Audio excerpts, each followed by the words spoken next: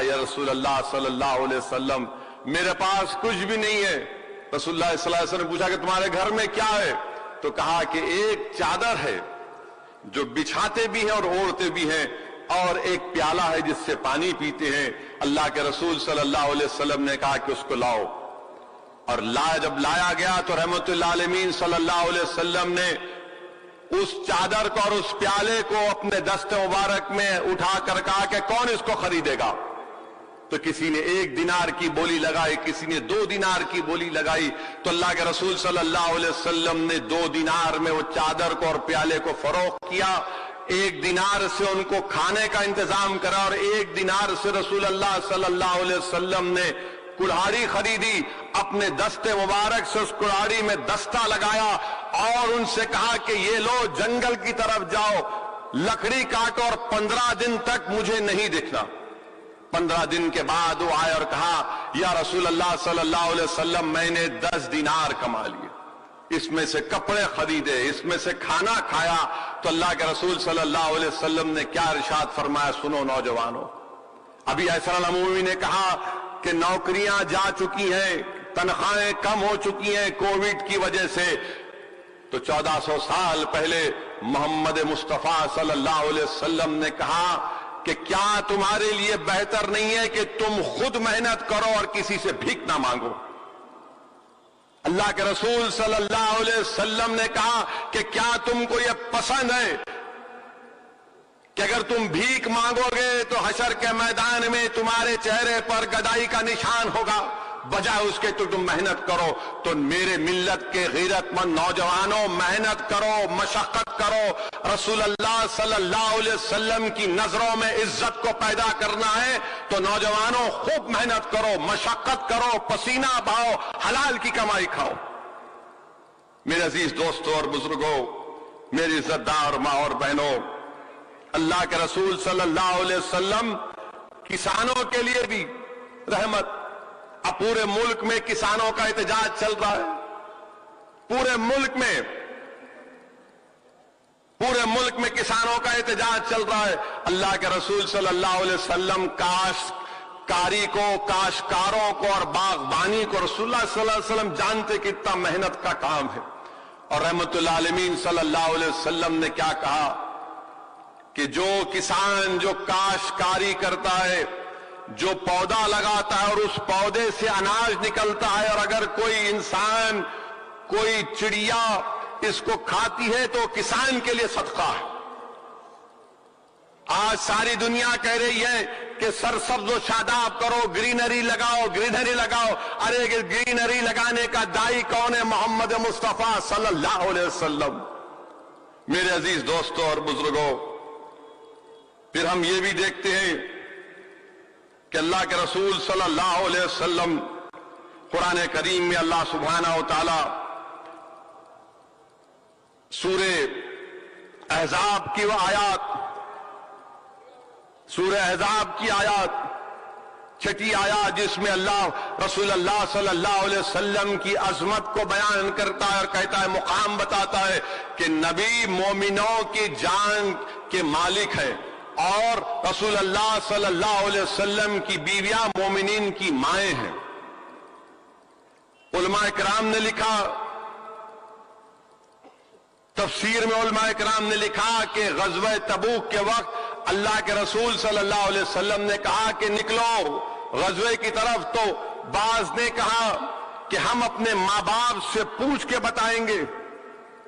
اللہ کے رسول صلی اللہ علیہ وسلم کے اس فرمان کو انہوں نے اپنے ماں باپ کی رائے پر موقوف کیا تو اللہ کو پسند نہیں آیا. تو اللہ نے کہا کہ تمہاری جانوں کے مالک محمد صلی اللہ علیہ وسلم ہے. تم نے جب مسلمان ہونے کا اقرار کر لیا تو تم نے اپنی جان رسول اللہ صلی اللہ علیہ وسلم کو دے دی. میرے عزیز دوستوں اور بزرگوں، قرآن میں اللہ فرما رہا ہے کہ ہماری جانوں کے مالک رسول اللہ صلی اللہ علیہ وسلم. جب ہم نے آقا کو کے سامنے ہم نے آقا کے کہہ دیا کہ ہم آپ کے غلام ہیں تو ہماری جانوں کے مالک اللہ کے رسول صلی اللہ علیہ وسلم ہیں. میرے عزیز دوستوں اور بزرگوں، صحابہ کرام اپنی زندگی اور بندگی کے ہر موڑ پر اللہ کے رسول صلی اللہ علیہ وسلم پر اپنی جان نچھاور کرتے، رسول اللہ صلی اللہ علیہ وسلم کی طرف دیکھتے، ان کے سر کا کانے کا، ان کے سر کا اور ان کے دل کا کعبہ در مصطفیٰ تھا۔ یہاں پر مجھے حضرت ابو ایوب انصاری رضی اللہ تعالیٰ عنہ کا واقعہ یاد آ رہا ہے کہ اللہ کے رسول صلی اللہ علیہ وسلم جب ہجرت فرما کر مدینہ شریف کو آئے تو آپ نے حضرت ابو ایوب انصاری کے گھر کو پسند فرمایا۔ 2 منزلہ بلڈنگ تھی، رسول اللہ صلی اللہ علیہ وسلم نے اس حضرت ابو ایوب انصاری کے گھر میں ٹھہرے تو رات میں ایک دن حضرت ابو ایوب انصاری اٹھ گئے، اوپری منزل پر تھے، رات بھر نہیں سوئے، صبح اٹھ کر رسول اللہ صلی اللہ علیہ وسلم کے پاس گئے اور بے انتہا رونا شروع کر دیے۔ اللہ کے رسول صلی اللہ علیہ وسلم نے پوچھا کیوں رو رہے ہو؟ تو کہا یا رسول اللہ صلی اللہ علیہ وسلم کیا میں نے گستاخی کی؟ کیا میں نے گستاخی کی؟ یہ ادب ہے رسول اللہ صلی اللہ علیہ وسلم کا، تعظیم ہے، ہوش اڑا دینے والا تعظیم۔ پھر آپ اور آپ کی بیوی حضرت ابو ایوب انصاری کی رسول اللہ صلی اللہ علیہ وسلم کی خدمت کرتے۔ ایک رات سردی کی ایسی بھی آئی کہ اوڑھنے اور بچھونے کے لیے ایک چادر، نیند کی حالت میں حضرت ابو ایوب انصاری کا پیر پانی کے برتن کو لگتا ہے، پانی نیچے گر جاتا ہے تو فوراً دونوں مل کر اپنی چادر نکال کر اس پانی پر ڈال دیتے۔ وہ یہ نہیں چاہتے کہ پانی رسول اللہ صلی اللہ علیہ وسلم کی نیند کو اس میں خلل پیدا کر سکے، اور رات بھر سردی میں رات بھر گزارتے ہیں سردی میں۔ حضرت ابو ایوب انصاری رسول اللہ صلی اللہ علیہ وسلم کو کھانا پکا کر رسول اللہ صلی اللہ علیہ وسلم کے دسترخوان پر رکھتے، اور دونوں کا، حضرت ابو ایوب انصاری کا اور آپ کی بیوی کا یہ معاملہ تھا کہ اللہ کے رسول صلی اللہ علیہ وسلم کے کھانا کھانے کے بعد وہ جس جگہ پر رسول اللہ صلی اللہ علیہ وسلم جس برتن میں کھانا کھاتے اس کو اپنے پاس لاتے اور رسول اللہ صلی اللہ علیہ وسلم کے انگلیوں کے نشان کو تلاش کرتے اور وہاں سے کھانا کھاتے۔ ایک دن رسول اللہ صلی اللہ علیہ وسلم کھانا نہیں کھائے، حضرت ابو ایوب انصاری پہنچے، پوچھے یا رسول اللہ صلی اللہ علیہ وسلم طبیعت ٹھیک ہے؟ تو آقا نے فرمایا الحمدللہ۔ پھر کھانا نہیں کھائے تو رسول اللہ صلی اللہ علیہ وسلم نے فرمایا کہ کھانے میں لہسن ہے، مجھے یہ لہسن کی بو پسند نہیں ہے، اور میرے پاس فرشتے آتے ہیں، جبریل امی آتے ہیں، ان کو بھی یہ ناگوار لگتا ہے۔ تو اس دن سے حضرت ابو ایوب انصاری لہسن کو نہیں لائے۔ میرے عزیز دوستوں اور بزرگوں، اللہ کے رسول صلی اللہ علیہ وسلم ہجرت کے کیے مدینے کو 16 مہینے تک بیت المقدس کی طرف قبلہ تھا۔ اللہ کے رسول صلی اللہ علیہ وسلم کی عین خواہش تھی کہ میری امت کا قبلہ کعبۃ اللہ ہو۔ عین نماز میں حکم آیا کہ محمد صلی اللہ علیہ وسلم آپ اپنے قبلے کو کعبۃ اللہ کی طرف کریے۔ اللہ کے رسول صلی اللہ علیہ وسلم نے اپنا قبلہ بدلا تو صحابہ اکرام کا ڈسپلن، محبت دیکھیے کہ اپنے آپ کو فدا کرتے تھے رسول اللہ صلی اللہ علیہ وسلم پر۔ کسی نے نماز توڑ کر یا کسی نے جا کر رسول اللہ صلی اللہ علیہ وسلم سے نے پوچھا کہ یا رسول اللہ صلی اللہ علیہ وسلم آپ نے قبلہ بیت المقدس سے آپ نے کعبۃ اللہ کی طرف کیوں کیا؟ دیکھا کہ اللہ کے رسول صلی اللہ علیہ وسلم نے قبلہ بدلا تو صحابہ کرام نے بھی اپنا قبلہ بدل دیا۔ یہ محبت تھی صحابہ کرام کو۔ حضرت جابر رضی اللہ تعالیٰ عنہ رسول اللہ صلی اللہ علیہ وسلم کے پاس جا کر عرض کرتے ہیں یا رسول اللہ میرے والد کا انتقال ہو گیا، قرضہ ہے میرے مرحوم والد کا، میرے پاس کھجور کے درخت ہے مگر اتنا کھجور نہیں ہے کہ میں قرض داروں کو قرض کے بدلے میں کھجور دے سکوں، کیا آپ آ سکتے ہیں میرے گھر میرے باغ کو؟ رسول اللہ صلی اللہ علیہ وسلم تشریف لے جاتے ہیں، وہ کھجوروں کے ڈھیر کے اطراف پھرتے ہیں، دعا کرتے ہیں اور حضرت جابر سے کہتے ہیں کہ اٹھاؤ اور اٹھا کر تمہارے والد کے قرض داروں کو دیتے رہو، پورا قرض چکا دیتے مگر کھجور کی تعداد میں کمی نہیں آتی۔ میرے عزیز دوستوں اور بزرگوں، یہ صحابہ کرام رضوان اللہ تعالی اجمعین کی رسول اللہ صلی اللہ علیہ وسلم سے بے پناہ محبت۔ میرے عزیز دوستوں اور بزرگوں، اس جلسے کے ذریعے یہی پیغام دینا ہے کہ آپ کو اور ہم کو اللہ کے رسول صلی اللہ علیہ وسلم کی سنت پر صحابہ کرام کے واقعات جو علماء کرام نے آپ کے سامنے بیان کیے، یہ آپ کو ایک فکر دیتی ہے، ہم کو دعوت دیتی ہے کہ اپنی زندگی میں ایک تبدیلی لے کے آؤ۔ نوجوانوں، میں آپ کو بھی بتا رہا ہوں، اپنی زندگی میں ایک تبدیلی لے کر آؤ۔ یاد رکھو، یہ ہمارے شہر میں جو آئے دن یہ قتل کے واقعات، یہ پریشانیاں جو ہو رہی ہیں، اس کو روکو۔ ایک واقعہ ہوا کہ ایک مالک نے اپنے کام کرنے والے شخص کو اتنا پیٹا کہ بے ہوش ہو گئے۔ کیا تم نہیں جانتے کہ اللہ کے رسول صلی اللہ علیہ وسلم سے یہ پوچھا گیا کہ یا رسول اللہ صلی اللہ علیہ وسلم، ہمارے گھر میں جو غلام ہے یا نوکر ہے، ہم اس کو دن میں کتنی مرتبہ اس کی غلطیوں کو معاف کریں؟ پہلی بار سوال ہوا تو آقا صلی اللہ علیہ وسلم خاموش، دوسری مرتبہ پوچھے گئے تو رحمت اللہ علیہ صلی اللہ علیہ وسلم خاموش تھے، تیسری مرتبہ جب پوچھا گیا تو محمد مصطفیٰ صلی اللہ علیہ وسلم نے کہا کہ دن میں اگر تمہارا نوکر 70 مرتبہ غلطی کرتا ہے تو اس کو معاف کرو۔ اگر برتن ٹوٹتا ہے تو کیا کہا محمد صلی اللہ علیہ وسلم نے کہ جس طرح تمہاری عمریں ہیں تمہارے برتن کی بھی عمریں ہیں۔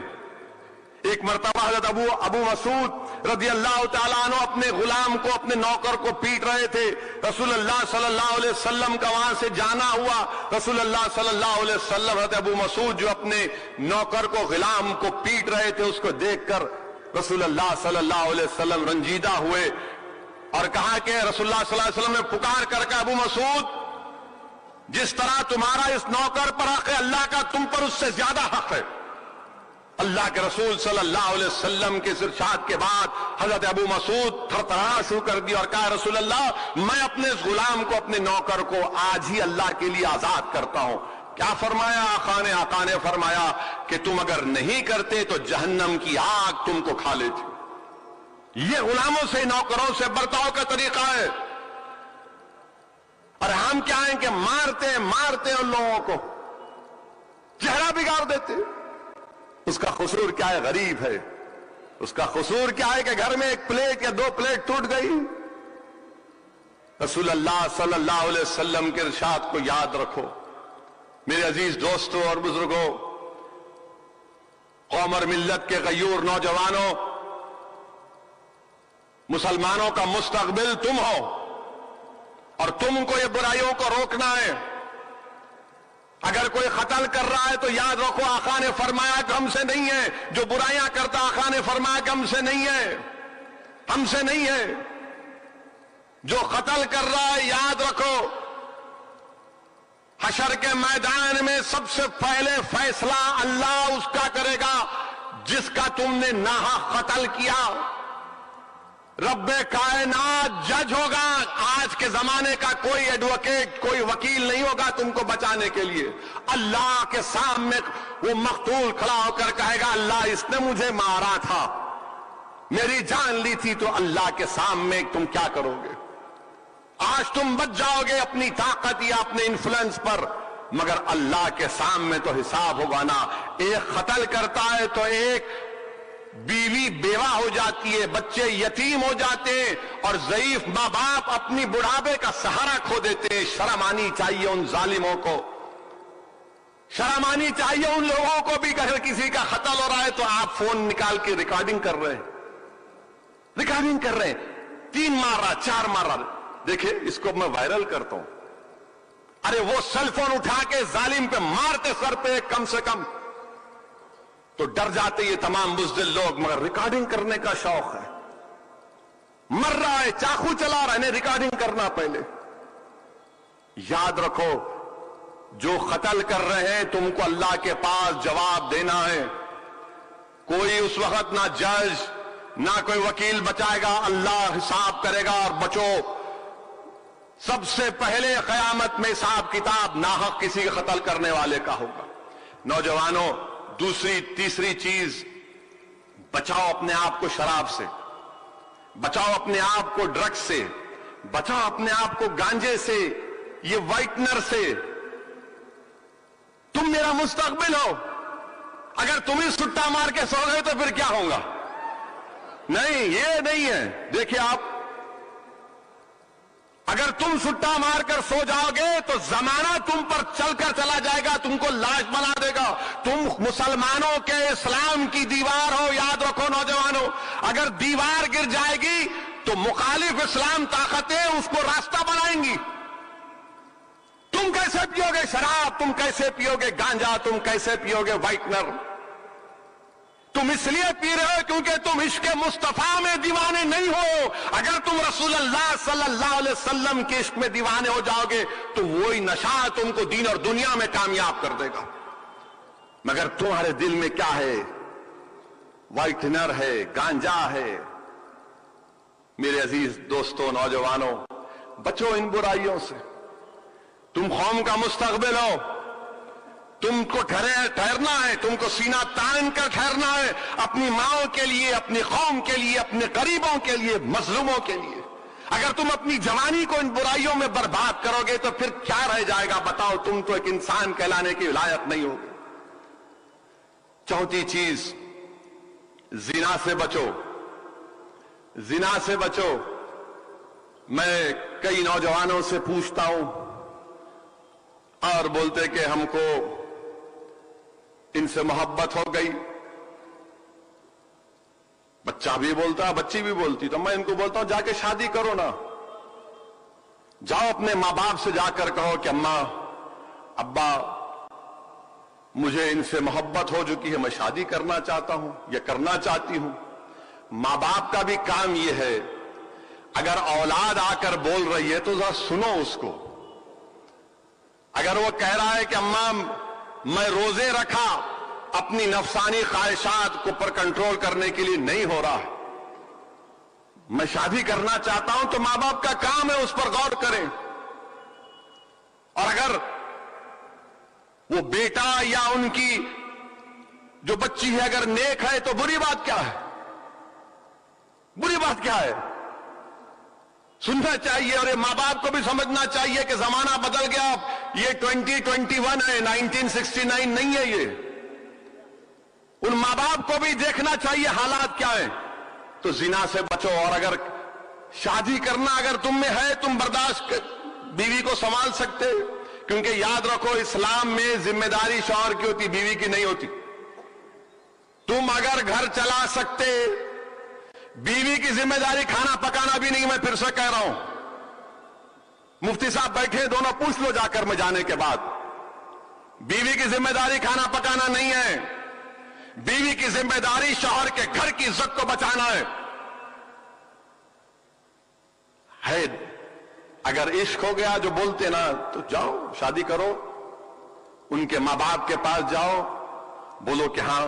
اور ماں باپ کا کام یہ اس کو سننا. اور قرآن میں اللہ فرما رہا کہ زنا کے قریب بھی مت جاؤ، زنا کے قریب مت جاؤ. دونوں مفتیاء کرام ہیں، انوار نظامی صاحب بیٹھے ہیں، مشائقین بیٹھے ہیں. پوچھ لیجئے، ہم اپنی نگاہوں سے کسی غیر محرم کو، اگر مرد ہے تو غیر محرم عورت کو نہیں دیکھ سکتے، اگر بچی ہے تو غیر محرم مرد کو نہیں دیکھ سکتے. ہاں کام کرنا ہے وہ الگ بات ہے، مگر دیکھے جا رہے ہیں، دیکھے جا رہا ہے. ایسا دیکھ رہے کہ ایسا کچھ دکھ رہا نہیں دنیا میں. کئی مرتبہ میں روکتا ہوں، بھائی صاحب کیا کر رہے ہیں آپ؟ ارے آپ ہیں یہاں پہ؟ ملا ہاں ہم ہے نا یہاں پہ، آپ کو دیکھ رہے ہیں، آپ کی آنکھوں کو دیکھ رہے ہم. ارے دیکھنے والے کسی کی بیٹی ہے، وہ کسی کی بیوی ہے یہ. اور یاد رکھو یہ دیکھنا نہیں، یہ سیل فون دیکھنا بھی گناہ ہے. تم بولیں گے نہیں روڈ پہ جا رہے تھے، یہ سیل فون میں بھی جو بے حیائی ہے اس سے بچو. میرے عزیز دوستوں اور بزرگوں، ان چیزوں پر نوجوانوں آپ کو غور کرنا ہے اور عمل کرنا ہے. اگر ہم رسول اللہ صلی اللہ علیہ وسلم سے سچی محبت کا دعویٰ کر رہے ہیں، غلامی کا ثبوت دینا چاہتے ہیں، تو ہم کو ایک نیک اور اچھے انسان بننا پڑے گا. اور یہ کیا ہے کہ اگر کوئی برقعے میں بچی جا رہی تو آپ اندر سے آپ کی مردانگی میں تکلیف آتی ہے. کیسا جا رہی انہیں برقع پہن کے ہماری بچی؟ روکو اس کو. انہیں برقع نہیں پہن کے گئی تو نہیں، کوئی بات نہیں. اور اگر مسلمان بچہ بچی کو بٹھا رہا تو اپنا بھائی ہے انہیں. गुनाह नहीं, उसका गुनाह नहीं है। और आप कौन होते भाई किसी को रोकने वाले? आप होते कौन? आप क्या सऊदी अरब की पुलिस है? वो भी खत्म हो गई वहां पे। आपका काम नहीं है कानून को हाथ में लेना। खामखा रोकते, केसा बुक कर लेते। और अगर आप किसी को रोड पे रोक के जलील करेंगे, वीडियो निकालेंगे, तो बच्ची बागी हो जाती हो। मैं जानता हूं 2 केसेस में किसी ने हिमाकत की, वो बच्ची आके मेरे को बोली कि मेरे को आज से बुर्का ही नहीं पहनना है, मेरे को नमाज नहीं पढ़ना है, मैं तो चिढ़ती हूं मुसलमानों से। क्यों पूछा मैं? मेरे को जलील किए। क्या बोली बच्ची कि हाँ मैं गुनाह करी, इन्हों फैसला करने वाले, अल्लाह फैसला करने वाला है मेरा। और फिर उस बच्ची ने कहा कि असद साहब ये लोग गुनाह मेरे को रोक रहे ना, चलो मेरी शादी कराओ। मेरे मां के पास बहरहाल उसके जो भी चीजें थे। ये क्यों कर रहे आप? ये गलत है ये। और अगर किसी को समझाना है तो समझाने का तरीका किसी को जलील करके नहीं है। अगर मैं तुमको बेइज्जत करके बोलूंगा ये तरीका हो समझाने का तो तुम खामोश हो जाएंगे। ठीक है, ये एमपी है, दिल में रख लेते आप। किसी को जलील करके नहीं समझा सकते। मोहब्बत से समझाना है, अखलाक के दायरे में रहकर समझाना है। ये काम आपको करना है। ये छोड़ो इन चीजों को। नहीं कैसा जा रहे हो उन्होंने, कैसा लेके जा रहा हूं उन्हें। अरे मेरे भाई कैसा लेके जा रहा तो कभी अपने झांक के देखो, तुम्हारे में हर हम में कितनी गलतियां हैं, बुराइयां हैं। क्या कहा मुफ्ती साहब ने अभी इलाहाबाद के कि अपने आप को ये समझो कि मैं सबसे कमजोर हूं, मैं सबसे बड़ा गुनाहगार हूं। कहा ना अभी उन्होंने कि ये समझो कि मैं सबसे बड़ा गुनाहगार हूं, मुझ में खताएं हैं।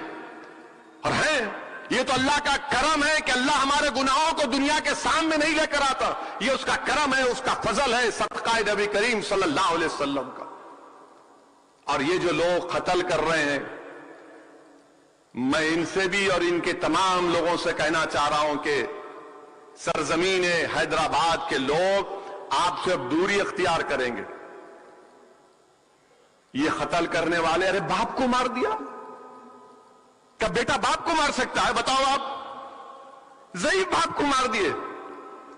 क्या कोई भाई मिलके अपनी बहन को मार सकता है? बहन को मार दिए। अच्छा, हद तो यह हो गई कि चंदुलाल बारादरी हैदराबाद में एक हमारी बहन, हमारी बेटी, एक बेटी को पैदा की, दूसरी हामिला है, औलाद है, तो मालूम हो गया कि पेट में बेटी है। इतना तंग किए सास ससुरे को खुदकुशी कर ली।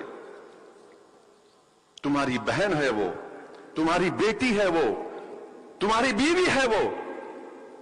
बताओ उस बाप पर क्या गुजरती होगी, उस मां पर क्या गुजरती होगी।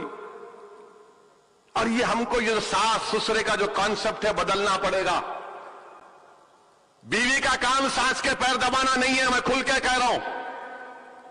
बीवी का काम सास ससुरे की खिदमत करना नहीं है। बीवी है तुम्हारी, नौकरानी नहीं है वो। तुम्हारा काम है, तुम्हारी मां है, तुम्हारा बाप है, तुम्हारी खिदमत करना ये तुम्हारा काम है, बीवी का काम नहीं है। पूछो इन मुफ्तिया कराम से बैठे हुए जाने के बाद। नहीं बीवी, अरे क्यों नहीं बन रही भाई तेरी? नहीं हमारी बीवी और अम्मा के पैर नहीं दबाती। हमारे बाबा आए तो चाय बना के, अरे क्यों भाई? वो अगर कर रही है तो उसके लिए सवाब है, मगर नहीं, जिम्मेदारी उनकी है। ये इन चीजों को समझो आप। बच्चियां पढ़ रही हैं, बहुत ज्यादा पढ़ी लिखी है बच्चियां हमारी। वो चलेगा जमाना। आपकी अम्मा के जैसा आपकी बीवी नहीं हो सकती, मैं बोल रहा हूं आपको, मेरा तजुर्बा है, सुनो मेरे से। दाढ़ी वाइट हो गई मेरी, क्यों हुई? धूप में फिरने से नहीं हुई, अलग तरीके से हुई। मैं बता रहा हूं, मैं समझा रहा हूं, खुल के कह रहा हूं। इन चीजों को आपको समझना है।